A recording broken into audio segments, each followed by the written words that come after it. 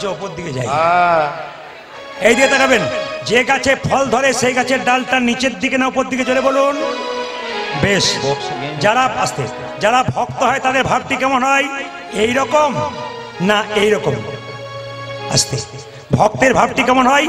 এইরকমও হয়, এরকমও হয়। যদি হও নিচু তবে পাবে কিছু। মায়েরা, সোনার কলসি যতই দামি হোক না কেন, একজনের কাছে কিন্তু মাথা নত করতে হয়। বলুন কার কাছে? জোরে বলবেন। গ্লাসের কাছে। আপনি কয়েকশো কোটি টাকার মালিক হতে পারেন, যদি বৈষ্ণবের চরণে, ভগবানের চরণে মাথা নিচু না করতে পারেন, আপনার টাকা পয়সার কোনো দাম থাকবে না। মায়েরা, ভগবান একটা কথাতেই সব জবাব দিয়ে দিয়েছে। সব একটা কথাতে। পৃথিবীতে 750 কোটি মানুষের বাস, ভাষা হলো 7000। ভগবান একটা কথাতে উত্তর দিয়ে দিলেন। ভগবানকে ভজন করতে গেলে মান মনা মদ ভক্ত। মায়েরা, মন্দিরে যাবেন, 4টে আপেল 4টে কলা নিয়ে যান, জোরে বলুন ভগবান খাই। জোরে বলুন হ্যাঁ না খাই। তাহলে আপনারা কাল থেকে নিয়ে যাবেন না। ভগবান খায় না, ভগবান কি করে দেখে। তুমি যে 4টে আপেল 4টে কলা নিয়ে গেলে, প্রেমের ভাবে নিয়ে গেলে না অহংকারের ভাবে নিয়ে গেলে? অহংকারটাকে ফেলে দেয় আর প্রেমটুকু গ্রহণ করে। মুকুন্দ নরহরি যখন দুজন চুপচাপ দাঁড়িয়ে আছে, ভক্ত যদি কাইমনি কোনো বাঞ্ছা করে, ভগবানের সাধ্য নাই সেই বাঞ্ছা নাই পুরে। মহাপ্রভু শিবাসকে বলল, শিবাস, দু ভাই আমাকে দেখবার জন্য এসেছে। ভক্ত যদি বারবার আমার দেখার ইচ্ছা করে, আমি কি ভক্তকে না দেখা দিয়ে থাকতে পারি? ও শিবাস, চলো চলো, সুরধ্বনি তীর দিয়ে একবার আমরা চলে যাই নাম করতে করতে, ওরা দু ভাই আমাদের দর্শন করুক। মায়েরা, মনে মনে যদি সত্যি ভগবানকে পাবো বলেন, ভগবানকে পাবেন। মুকুন্দ সরকার নরহরি চুপচাপ বসে বসে ভাবছে, কখন প্রভু বেরিয়ে আসে একবার দেখবো। মহাপ্রভু ভক্তের ইচ্ছা পূর্ণ করবার জন্যে সুরধ্বনি তীর দিয়ে হরিনাম গাইতে গাইতে যাচ্ছে, আর দু ভাই মিলে দর্শন করছে। কি গাইছে? সুরধ্বনি তীরে তেরা মহাবিল সমবয় বালক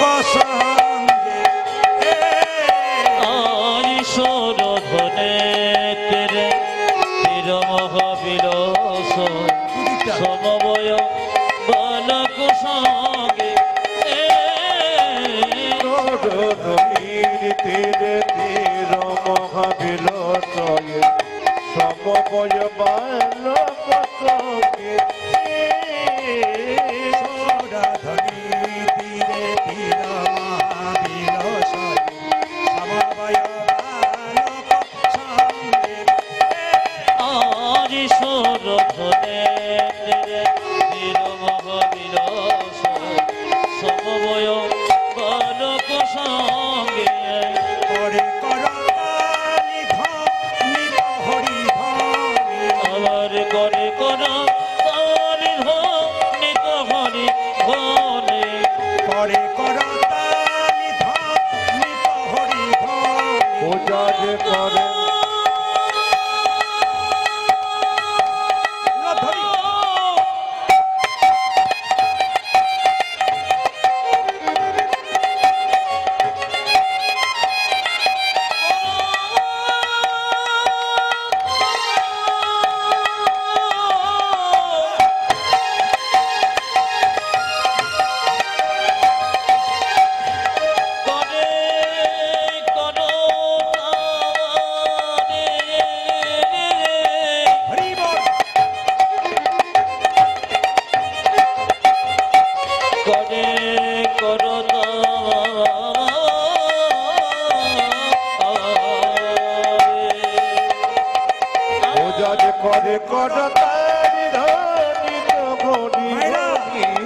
আপনারা যারা বসতে পেয়েছেন তারা ভাগ্যবান। কতজন দাঁড়িয়ে আছে বলুন তো? অগণিত মানুষ জায়গার জন্য আকাল হয়ে বসে আছে, জায়গা পাচ্ছে না। আপনারা পেয়েছেন, পেয়েও কিন্তু একটা আনন্দ করে শুনতে হবে। কি? মহাপ্রভু যখন নৃত্য করছে, ছোট ভাই মুকুন্দ নরহরি বলছে, দাদা ওই তোই আমার গোড়া, ওই তো আমার গোড়া আছে, ওই তোই আমার গোড়া না, দেখো ওই তো আমার গোড়া আছে, ওই তোই আমার গোড়া না, ওই ঘেমে দণ্ড বাহু তুলে, ওই তো আমার যেমন ভাব তার তেমন লাভ। ছোট ভাই বলছে দাদা আমি দেখছি ঘোড়া নাচছে, বড় ভাই বলছে না না আমি দেখছি কি, ওই তো গোড়াই ওই দেখে ওই তো গোড়ায় নাচে, ওই তো গোড়াই নাচে। ওই তো গোড়ায় নাচে। একজন বলছে ওই তো গোড়া নাচে, বড় ভাই বলছে আমি দেখছি ওই তো গোড়াই ওই দেখে ওই তো গোড়ায় নাচে, অন্তরে যা শ্যাম নাচে, বাইরে গোড়াই চারি অন্তরে যার শ্যাম নাচে, বাইরে গোড়ায় নাচে। অন্তরে যা শ্যাম নাচে, বাইরে গোড়াই। ও যারে অন্তরে যারে সামনে নাচে, বাইরে গোড়ায় নাচে। সোর ধনে ফিরে নিরব কবিরাস, আলোক সাই গৌর হয়ে। ধনির তীর তীর মহাদিল জয়, সমবয় বালক সঙ্গে। গোপীনাথ জিউ কি মায়েরা, ভগবানকে যখন আপনি ডাকবেন, ভগবান মাঝে মাঝে আপনাকে ধাক্কা মেরে মেরে দেখবে আপনি কতখানি ভগবানের হয়েছেন। এইদিকে মায়েরা, আপনি সোনার বালা দোকানে বিক্রি করতে যাবেন, স্বর্ণকার পরীক্ষা করে দেখবে এর মধ্যে কতটা খাদ আছে কতটা সোনা আছে। আপনি যখন ভগবানকে ডাকবেন তখন দেখবেন আপনার ঘর ফুটে জল পড়ছে, তখন দেখবেন আপনার বুকে ব্যথা হয়েছে, নইলে শরীর খারাপ হয়েছে, নইলে বাড়িতে কোনো অশান্তি হচ্ছে। অনেকে দেখবেন পাগলামি করে বলে আর ভগবানকে ডাকবো না, কিন্তু ভগবান পরীক্ষা করে দেখে এ যে আমাকে ডাকলো, একে আমি ধাক্কা মেরে দেখলাম এ কতখানি আমার, তাই দেখব। তবে মায়েরা বাবারা শুনে নিন, যারা কৃষ্ণ ভক্ত হয়েছেন তাদের জন্য বলে রাখি, হরিনাম করলে মাঝে মাঝে কষ্ট পাবেন কিন্তু সরে যাবেন না। কষ্ট পেলেও ভগবানকে ডাকবেন কেন?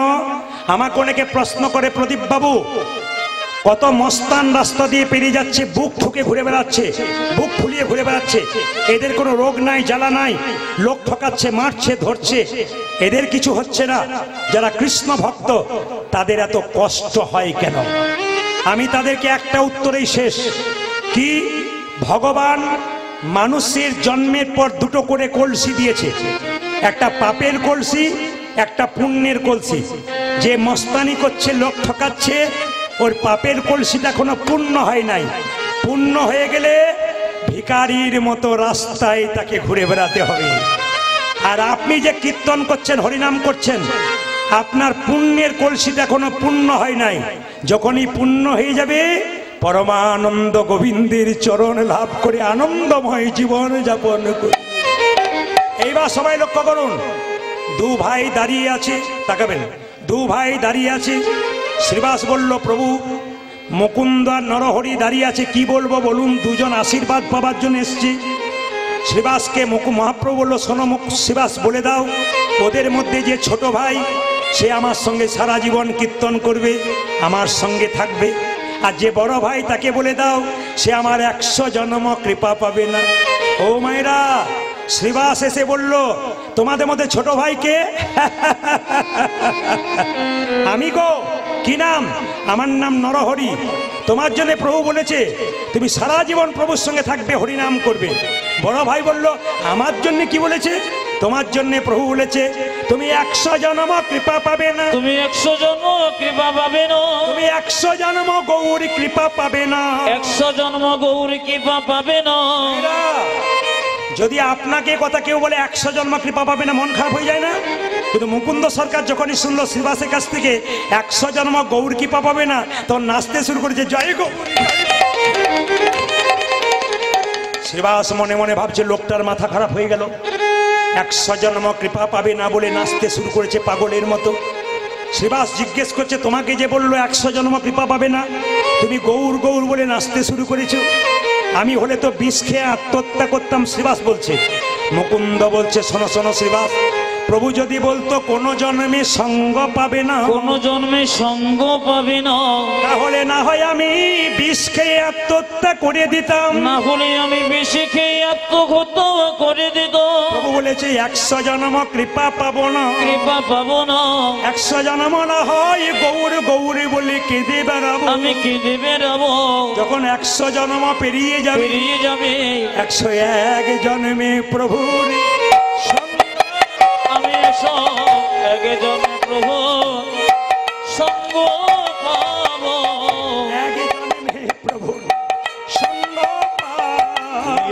একই জন্মে প্রভুর সঙ্গ পাবো।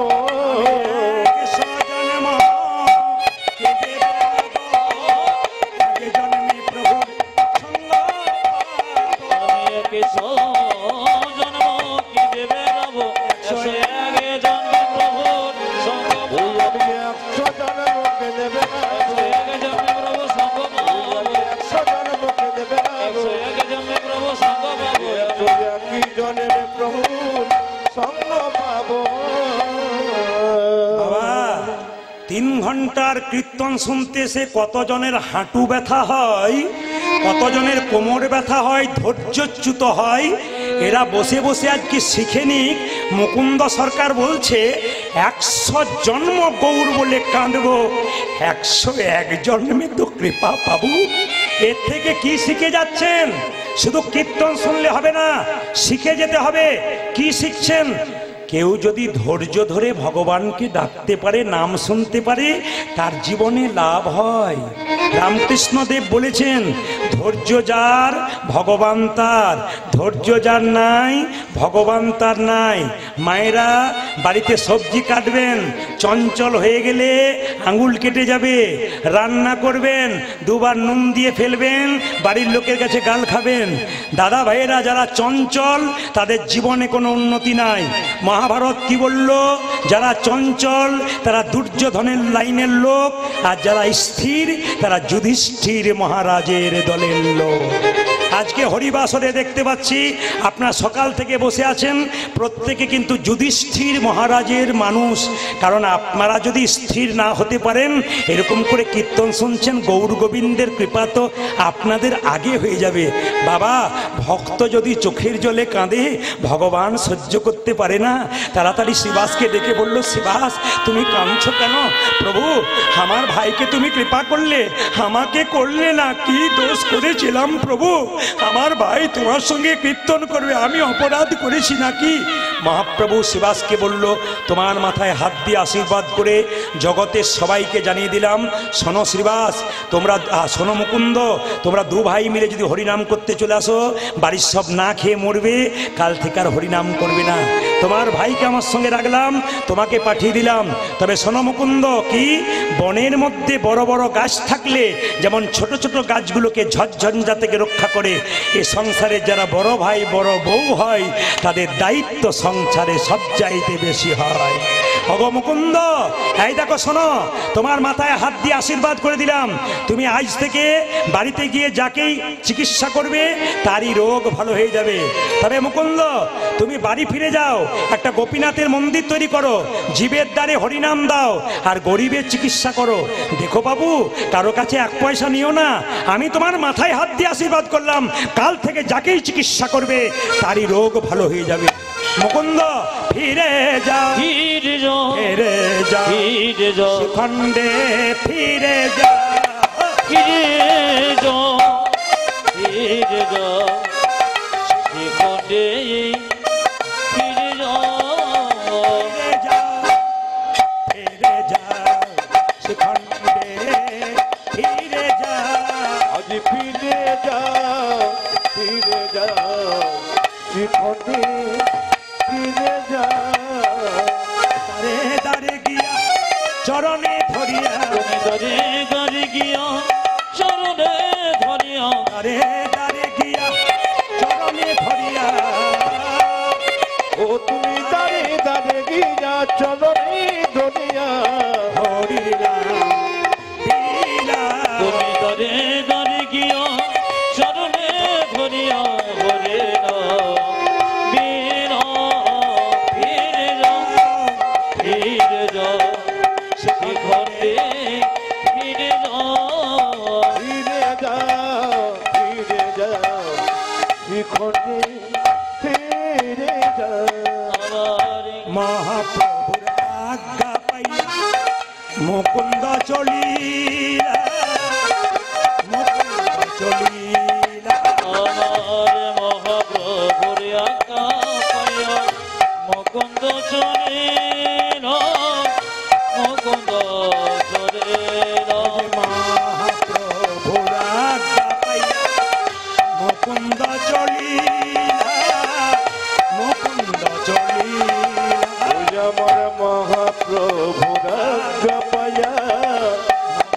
মুকুন্দ চলিলা মুকুন্দ চলিলা শ্রীখণ্ড গ্রামেতে আমি সেখানে গ্রামেতে আসি শ্রীখণ্ড গ্রামেতে আসি আজ শ্রীখণ্ড গ্রামেতে আসি উপনীত হইলা উপনীত হইলা আমি সেখানে গ্রামেতে আসি উপনীত হয়ে উপনীত হয়ে বলো বলো হরি বল বলো বলো হরি বল বল বল হরি বল বলো বলো হরি বল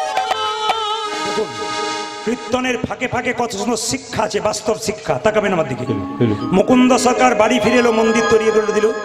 আপনারা যারা কীর্তন শুনে বাড়ি যাবেন তাদের কাছে নিবেদন রইল, যারা নতুন বাড়ি তৈরি করবেন, মন্দির করবেন, তাদের জন্য একটা সুন্দর কথা বলে যাই। আমার কথা নয়, এই কথাটি হচ্ছে খনামা, খনার বচন। ও মায়েরা, বাড়ি তৈরি করতে গেলে খনামা বলেছে যে দক্ষিণ দুয়ারি ঘরের রাজা, পূব দুয়ারি তার প্রজা, উত্তর দুয়ারির খাজনা নাই, পশ্চিম দুয়ারির মুখে ছাই। যতজন জ্ঞানীজন এখানে বসে আছেন, এই কথাটি খনা মায়ের কথা, যার জীব কেটে দেওয়া হয়েছিল। খনার বচন পড়লে জানতে পারবেন।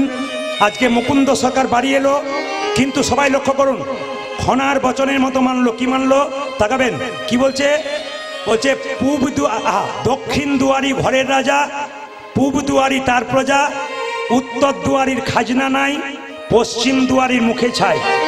যদি বাড়ি কোনোদিন কেউ করেন, তবে দরজাটা দক্ষিণ দিকে করলে আপনার ঘরটা রাজার ঘর হয়ে যাবে। কারণ দক্ষিণ দিকে কোনো ঝঞ্ঝা নাই, সবসময় সুসুর করে সুন্দর হাওয়া দেয়। যদি দক্ষিণ দিকে কেউ না করতে পারেন, তবে খনামা বলেছে পূব দুয়ারি তার প্রজা, না পারলে পূব দিকে করো। উত্তর দিকে দরজা করলে খাজনা দেবার পয়সা থাকে না, অভাব বেড়ে যায়। পশ্চিম দুয়ারির মুখে ছাই, তার মানে পশ্চিম দিকে দরজা করলে কি হয় মা? ঝড়ঝঞ্ঝা পাবার সুযোগ থাকে। আবার তাকাবেন, বাড়ি তৈরি করেছেন, মন্দিরটা কোথায় করবেন? বাড়ির ভেতরে মন্দির কোথায় করবেন? যে যেখানে বসে শুনে রাখুন, ঈশান কোণে বাড়িতে মন্দির করতে হয়। ঈশান কোণ কাকে বলে? পূর্ব, উত্তর কোণটাকে ঈশান কোণ বলা হয়।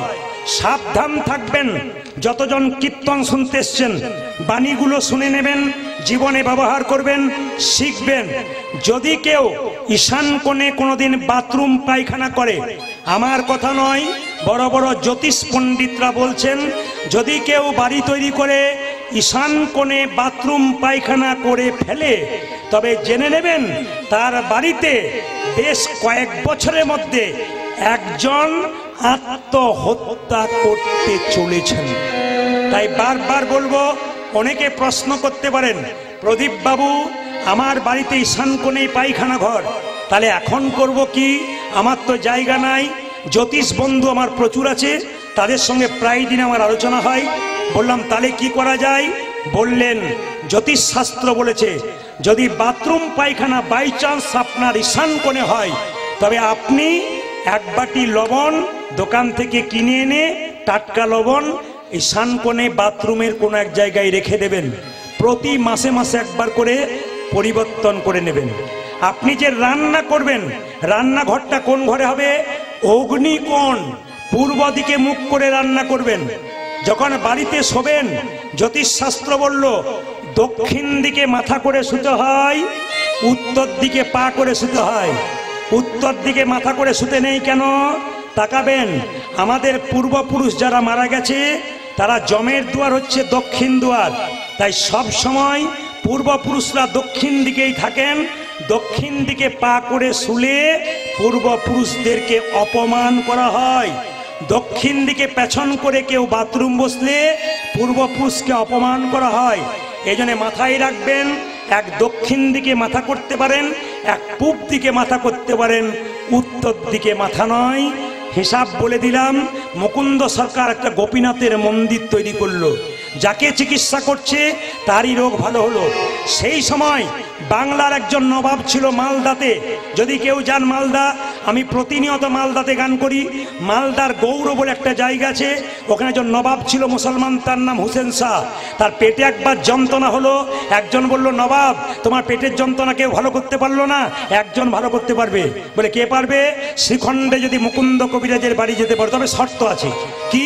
গরিবের চিকিৎসা করে, বড় লোকের করে না। নবাব বললো তাহলে আমি কি করে যাব? তুমি হুসেন ফকির সেজে যাও, তোমাকে যেন কেউ চিনতে না পারে। এত বড় বাংলার নবাব হুসেন ফকির সেজে শ্রীখণ্ডে এলো, এসে জিজ্ঞেস করছে, ও ভাই মুকুন্দ সরকারের বাড়ি কোনটা? ওই যে মন্দিরটা দেখতে পাচ্ছ, ওটাকে লক্ষ্য করে চলে যাও। এ ভাই মুকুন্দ সরকারের বাড়ি কোনটা? সোজা চলে যাও, দেখবে প্রচুর লোক লাইন দিয়ে দাঁড়িয়ে আছে, চিকিৎসা করাচ্ছে। ও ভাই মুকুন্দ সরকারের বাড়ি কোনটা? আর একজন বলছে না না, যত এগিয়ে যাবে খোল করতালের শব্দ পাবে, ওটা মুকুন্দ সরকারের বাড়ি। মায়েরা, এত বড় বাংলার নবাব হুসেন শাহ ফকির সেজে কেউ যেন চিনতে না পারে এরকম করে দাঁড়িয়ে আছে। সবাইকে বলল বাবা আমাকে একটু জায়গা করে দাও, আমি ফকির মানুষ, আমার পেটে বড় যন্ত্রণা। সবার মায়া হলো, সামনে দাঁড় করিয়ে দিল। মুকুন্দ সরকার তখন তুলসী পত্র দিয়ে গোবিন্দের চরণ সেবা করছে। যে যেখানে বসে আছেন মন দিয়ে শুনে নিন, একবারে দামি কথা। অ্যাপেলো, চেন্নাই, ব্যাঙ্গালোর, ভেলোর ডাক্তার দেখাতে যান, প্রদীপ পালের কথাটা মিলিয়ে নেবেন। ডাক্তারবাবু টেবিলের দিকে তাকাবেন, কৃষ্ণের ছবি। যে জাতির ডাক্তার সেই জাতির ভগবানকে তারা ভজনা করে। আমি একবার গিয়েছিলাম, একজন ডাক্তারকে দেখাচ্ছিলাম, উনি দেখলাম টেবিলে কৃষ্ণের ছবি রেখেছেন, অথচ সব চাইতে বড় ইউরোলজি 201টা ইউরোলজি চেন্নাই হসপিটালে, তার মধ্যে 1 নম্বর জায়গায় ফরেন কান্ট্রি থেকে পাস করে এসেছে, আমেরিকা থেকে পাস করে এসেছে। সেই ব্যক্তি চিকিৎসা করবার আগে কৃষ্ণের চরণে তুলসী পত্র দিয়ে চিকিৎসা করছে। লজ্জা লাগা উচিত আমাদের। একটু MA পাস করে হাত তুলতে লজ্জা করে, ঘৃণা হওয়া দরকার। শিখে নিন ওদের কাছ থেকে ওরা কি করলেন আর আমরা কি করলাম।